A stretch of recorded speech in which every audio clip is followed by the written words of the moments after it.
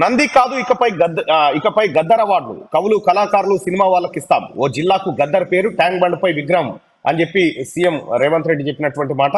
గద్దరనతో మాట్లాడితే 1000 ఏనుగుల బలం వచ్చేది అని చెప్పి ఆయన గుర్తు చేసుకున్నాడు ముఖ్యమంత్రి రేవంత్ రెడ్డి గారు. ఇక ఆ బలంతోనే కేసీఆర్ గడీలు గోడలు బద్దలు కొట్టినాం. ఇది ప్రజాపాలన కాబట్టి కవిత కూడా స్వేచ్ఛగా వినతి పత్రం ఇస్తున్నారు. 3 నెలల్లో కేసీఆర్ సీఎం అవుతారని కొందరు పగటి కలలు కంటున్నారు. అలాంటి ఆలోచన చేస్తే ప్రజలే సజీవంగా గోరి కడతారు. 5 ఏళ్లు కాదు 10 ఏళ్లు సుస్థిర పాలన అందిస్తామని వెల్లడి. రవీంద్ర భారతిలో ప్రభుత్వం తరఫున ప్రభుత్వం ఆధ్వర్యంలో ఘనంగా గద్దర్ జయంతి వేడుకలను నిర్వహించడం జరిగింది. కవులు కళాకారులు సినిమా వాళ్లకు రాష్ట్ర ప్రభుత్వం తరఫున నంది అవార్డులకు బదులు గద్దర్ అవార్డులు ఇస్తామని సీఎం రేవంత్ రెడ్డి ప్రకటించారు. అదే శాసనమని తన మాటే జీవో అని స్పష్టం చేశారు. Telangana legend brand ambassador Gaddar అని కొనియాడారు. వచ్చే ఏడాది గద్దర్ జయంతి రోజు జనవరి 31 నుంచే ఈ అవార్డులను అందజేస్తామని వెల్లడించారు. ఓ జిల్లాకు గద్దర్ పేరు పెట్టేందుకు హైదరాబాద్లోని ట్యాంక్ బండ్పై గద్దర్ విగ్రహం ఏర్పాటు చేసేందుకు కేబినెట్ లో చర్చించి నిర్ణయం తీసుకుంటామని హామీ ఇచ్చారు. బుధవారం హైదరాబాద్లోని రవీంద్ర భారతిలో గద్దర్ ఫౌండేషన్, తెలంగాణ భాషా సాంస్కృతిక శాఖ ఆధ్వర్యంలో ప్రజాగాయకుడు గద్దర్ జయంతి సభ జరిగింది. ఈ సభకు CM Revanth Reddy, deputy CM బట్టి విక్రమార్క, మంత్రులు జూపల్లి కృష్ణారావు, పొన్నం ప్రభాకర్ తదితరులు ఈ కార్యక్రమానికి హాజరయ్యారు నిన్న జరిగినటువంటి దానికి. అయితే ఇక్కడ గద్దర్ గతంలో తెలంగాణ రాష్ట్రం ముఖ్యమంత్రిగా కేసీఆర్ ఉన్న సమయంలో ప్రగతి భవన్ దగ్గరికి వెళ్ళి అనేక మార్లు ఆయన వినతి పత్రాలు అందించే ప్రయత్నం చేసిండు. కానీ ఎన్ని ప్రయత్నాలు చేసినప్పటికీ కూడా కేసీఆర్ ఆయనకు అపాయింట్మెంట్ ఇవ్వకుండా ఆయనని ఒక సుదీర్ఘ పాటు తన జీవితాన్నంతా ఉద్యమాలకే త్యాగం చేసినటువంటి వ్యక్తిని అవమానించాడు కల్వకుంట్ల చంద్రశేఖరరావు. అక్కడ మనం గేట్ దగ్గర కూర్చున్నటువంటి ఫోటోను కూడా చూడొచ్చు. అయితే విషయం ఏంటంటే గద్దర్ను గౌరవించుకోలేదు, ఏ కళాకారుని గౌరవించుకోలేదు, అనేక మంది తెలంగాణ కోసం పోరాటం చేసిన వ్యక్తులను గౌరవించుకోలేదు కేసీఆర్. అంతేందుకు జయశంకర్ సార్కు సంబంధించినటువంటి ఒక కీలకమైన రాజ్యసభ స్థానాన్ని కాంగ్రెస్ పార్టీ యూపీఏ ప్రభుత్వం అప్పట్లో ఆఫర్ చేస్తే ఆ ఆఫర్ను కూడా కేసీఆర్ తెగ నమ్ముకున్నాడు అప్పుడున్నటువంటి కొంతమందికి. ఆ తర్వాత కొండా లక్ష్మణ్ బాపూజీ తన ఇంటినే టీఆర్ఎస్ పార్టీ కార్యాలయం కోసం ఇస్తే కనీసం కొండా లక్ష్మణ్ బాపూజీ చనిపోతే తొంగి కూడా చూడలేదు కల్వకుంట్ల చంద్రశేఖరరావు.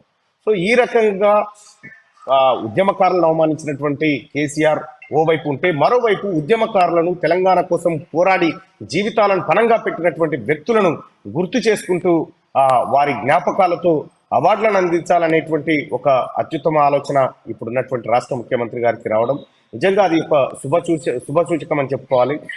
గద్దర్ అనేకమైనటువంటి పాటలు, గద్దర్ పాడినటువంటి సరే వేరే వాళ్ళు రాసినప్పటికీ గద్దర్ అన్న గలం నుంచి వచ్చినటువంటి అనేకమైనటువంటి పాటలను ఇప్పటికీ మనం టీవీలలో కానీ అక్కడిక్కడ సెల్ ఫోన్లలో చూస్తూనే ఉంటాం.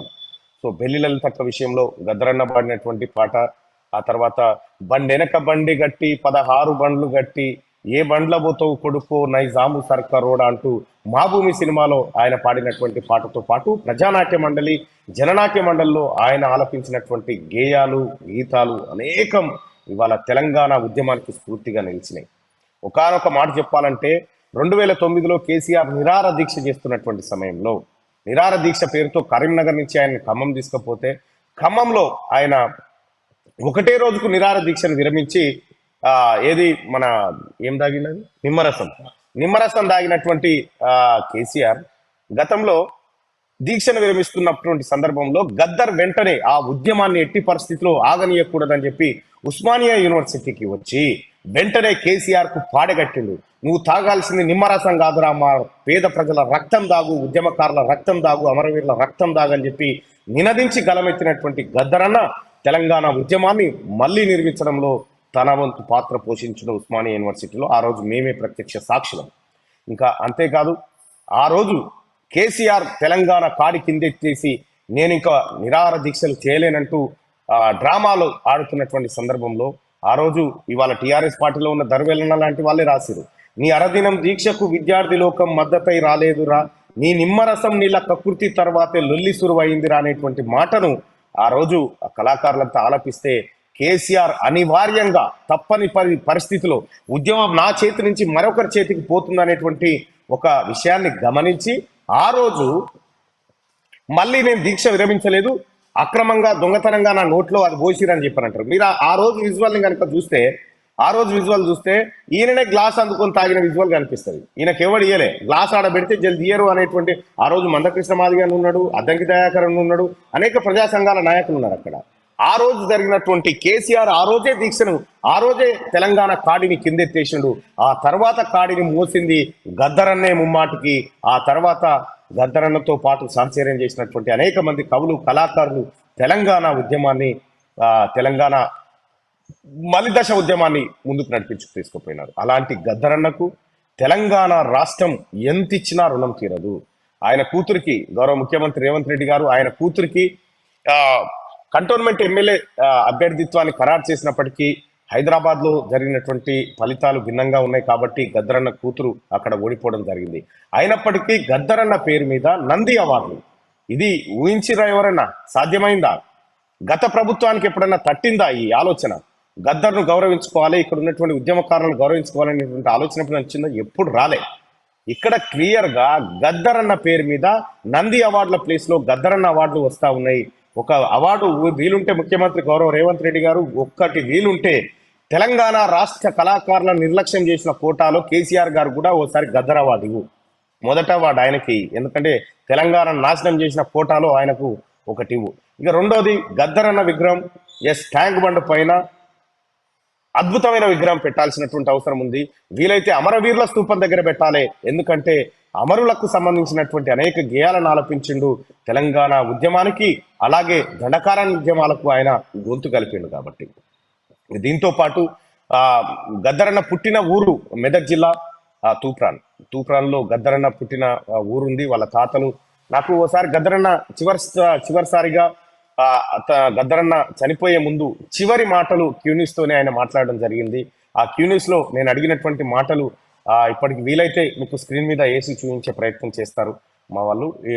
అయితే గద్దరన్న మాట్లాడుతూ, యుద్ధం అయిపోలే బిడ్డ, అందరూ కలిసికట్టుగా ఐక్యంగా పోరాడాలని చెప్పి అపోలో హాస్పిటల్ బెడ్ మీద నుంచి మాట్లాడడం జరిగింది. అయితే గద్దరన్న గతంలో అనేక మార్లు క్యూన్యూస్కి వచ్చినప్పుడు కానీ, లేకపోతే తను వ్యక్తిగతంగా కలిసినప్పుడు కానీ, మల్లన్న నీ పోరాటం గొప్పది బిడ్డ, నువ్వు ఎప్పటికైనా ఈ ప్రజల మనిషిగా మిగిలిపోతావు, మనకు మిగిలేది ఇదొక్కటి మాత్రమే, దీని గురించి ఏమొస్తుంది ఏం పోతుంది అని ఆలోచించకు, నీ అంతిమ శ్వాస వరకు ప్రజల కోసం పోరాడు, అదే మన పిల్లలకు కానీ మన చరిత్రకు కానీ ఒక నాందిగా కాబోతుంది అనేటువంటి అనేక విషయాలు గద్దరన్న చెప్పింది. సో ఆ గద్దరన్న ఇవాళ చనిపోయి మనకు దాదాపు ఇంతకాలం అయితే ఉంది, ఇప్పటికీ ఆ గద్దరన్న ఉన్నట్టుగానే మనకు కనిపిస్తూ ఉంది.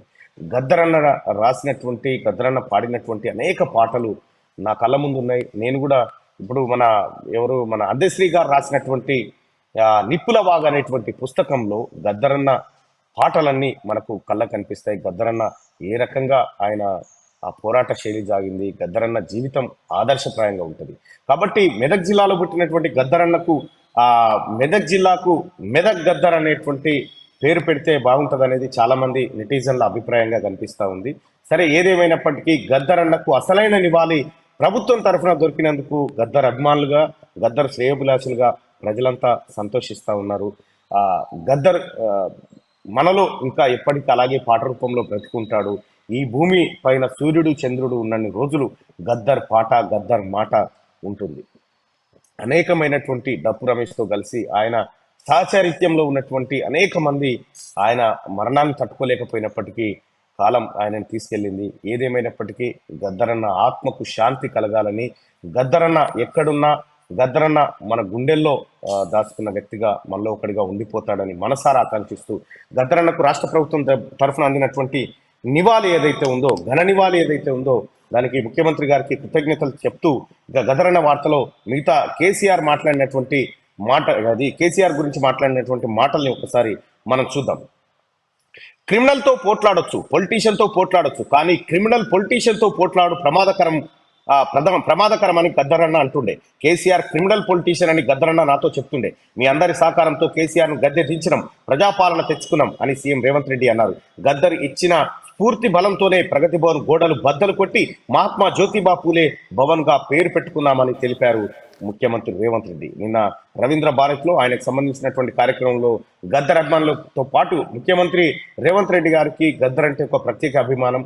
ఆయన చనిపోయినటువంటి సందర్భంలో అపోలో హాస్పిటల్లో మరణించిన తర్వాత ఆయన పార్థివ దేహాన్ని ఎల్బీ స్టేడియంలో పెట్టాలనేటువంటి నిర్ణయాన్ని చేసింది ముఖ్యమంత్రి రేవంత్ రెడ్డి గారు. అప్పట్లో ఎట్టి పరిస్థితుల్లో అవసరమైతే గేట్లు బద్దలు కొట్టైనా లోపల పెడతామని ఆ రోజు హెచ్చరికలు జారీ చేసి మరి గద్దరన్న పార్థివ దేహాన్ని మనకు ఎల్బీ స్టేడియంలో ఉంచి అభిమానుల సందర్శనార్థం పెట్టినటువంటి ఆ నాయకుడు మన ముఖ్యమంత్రి రేవంత్ రెడ్డి గారు. గద్దర్కు ఈ నివాళి చాలా చిన్నదే. ఆయన పోరాటానికి ఒక కెనరా బ్యాంక్ లో ఉద్యోగిగా పనిచేసినటువంటి గద్దరన్న క్రమంగా ఎర్రజెండా వైపు మళ్ళీ తన జీవితాన్నంతా దానికే దారపోసింది. ఆ తర్వాత తెలంగాణ ఉద్యమంలో ఒక్కడై తిరుగులు, మలిదశ ఉద్యమం కానీ, తొలి దశ ఉద్యమం కానీ, ఆ తర్వాత అన్ని ఉద్యమాల్లో కూడా గద్దరన్న పాత్ర స్పష్టంగా కనిపిస్తుంది. ఇది నంది కాదు ఇకపై గద్దర్ అవార్డులు అంటూ ముఖ్యమంత్రి రేవంత్ రెడ్డి గారు గద్దర్కు అసలైన నివాళి అర్పిస్తూ ప్రకటించినటువంటి ప్రకటన ఇలా ఉంటాయిగా.